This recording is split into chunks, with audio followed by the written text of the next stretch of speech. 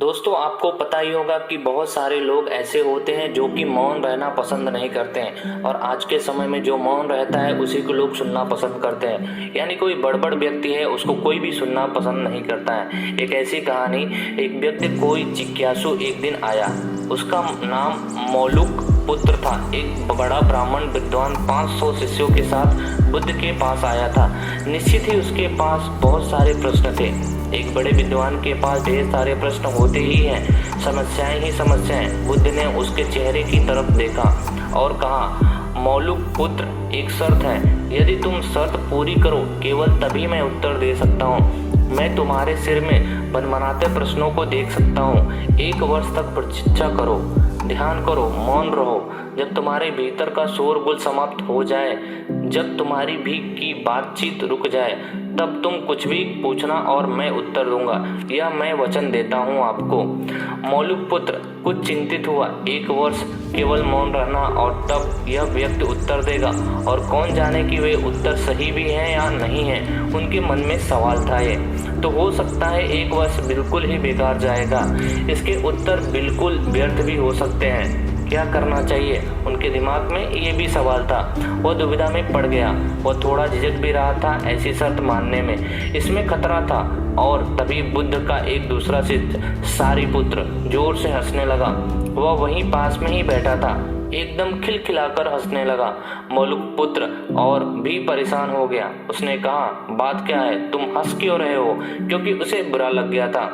सारिपुत्र ने कहा, इनकी मत सुनना, ये बहुत धोखेबाज हैं। इन्होंने मुझे भी धोखा दिया।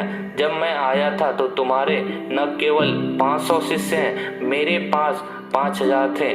मैंने बड़ा ब्राह्मण था, यानी देश में भी मेरी ख्याति थी। इन्होंने मुझे फुसला लिया।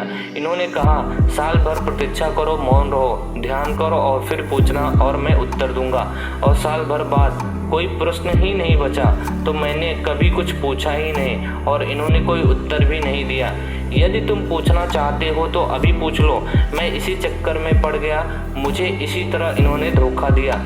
बुद्ध ने कहा, मैं अपने वचन पर पक्का रहूंगा। यदि तुम पूछते हो तो मैं उत्तर दूंगा, यदि तुम पूछो कि नहीं तो मैं क्या कर सकता। यानी उनके कहने का मतलब ये था, अगर तुम प्रश्न पूछोगे ही नहीं तो मैं, उनके कहने का मतलब ये था कि अगर तुम सवाल नहीं पूछोगे तो मैं क्या ही कर सकता हूँ। 1 वर्ष बीता। मौलुक पुत्र ध्यान में उतर गया और मौन होता गया। भीतर की बातचीत समाप्त हो गई। भीतर का कोलाहल भी रुक गया।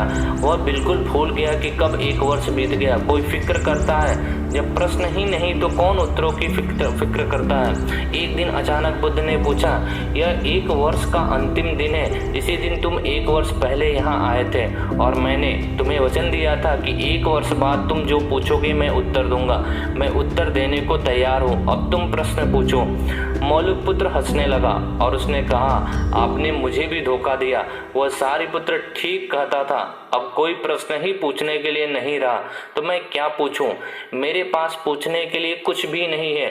असल में यदि तुम सत्य नहीं हो तो समस्याएं होती हैं और प्रश्न होते हैं।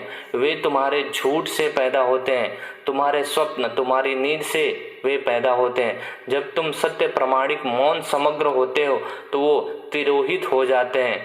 यानी कि आप समझ सकते हैं, मेरी समझ ऐसी है कि मन की एक अवस्था है जहाँ केवल प्रश्न होते हैं और मन की एक अवस्था है जहाँ केवल उत्तर होते हैं और वे कभी साथ साथ नहीं होते।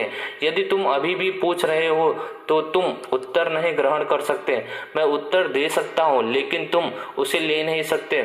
यदि तुम्हारे भीतर प्रश्न उठने लगा और ये उठना बंद हो गए तो मुझे उत्तर देने की कोई ज़रूरत नहीं। यानी आपके मन में कोई सवाल नहीं है तो उत्तर देने की कोई अवस्था आएगी नहीं, तुम्हें उत्तर मिल ही जाता है। किसी प्रश्न का उत्तर नहीं दिया जा सकता। मन की एक ऐसी अवस्था उपलब्ध करनी होती है जहाँ कोई प्रश्न नहीं उठते। मन की प्रश्न रहित अवस्था ही एकमात्र उत्तर है।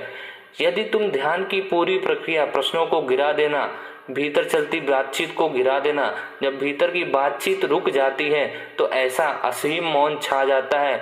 उस मौन में हर चीज का उत्तर मिल जाता है, हर चीज सुलझ जाती है।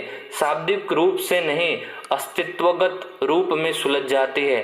कहीं कोई समस्या नहीं नजर आती है, तो अगर आपके मौन रहने से इतने सारे फायदे हैं तो आप मौन रहकर देखिए, क्योंकि आपका ज़्यादा बोलना किसी के लिए नुकसानदेह नहीं, लेकिन आपके लिए ज़रूर नुकसानदेह है। ये कहानी का यही सारांश है कि जहाँ पर ज़रूरत है वहाँ पर ही बोलिए। जहाँ पर ज़्यादा बोलेंगे तो आपकी वहाँ पर वैल्यू कभी नहीं दी जाएगी। तो आपकी कीमत मौन रहकर बढ़ाइए। तो आशा करते हैं आपको वीडियो अच्छी लगी है, और अच्छी लगी हो तो कमेंट करें और चैनल को सब्सक्राइब जरूर कर लें।